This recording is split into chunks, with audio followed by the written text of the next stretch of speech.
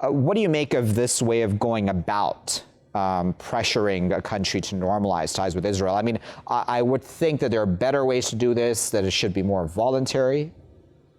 Well, it ultimately will be voluntary if the Sudanese decide to normalize. The U.S. can't force Sudan to do this. Now, obviously, the U.S. does have a lot of leverage here. And I'm a little cautious about these reports that the removal from the state sponsor of terror list has indeed been linked to normalization. People within the administration have said that is not the case previously. So it could be true, but I am a little cautious there. Now, I don't think anyone prefers that this would be the way normalization, if it happens between Sudan and Israel, would come about.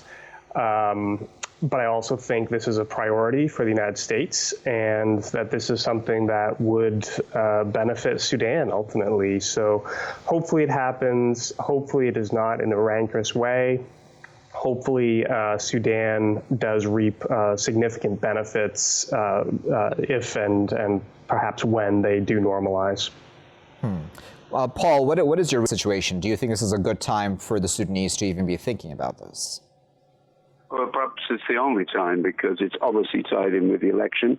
President Trump is very keen to add to his foreign policy credentials.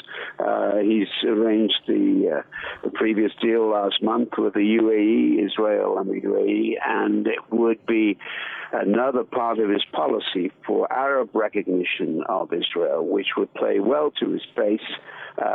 Particularly, many Jewish voters and many others evangelicals support Israel. So this has to be seen now in terms of the election. But, I mean, I've been involved with this story for decades. I hold a world record for being arrested in Sudan over the decades and ended up writing a biography of the recently deposed Bashir.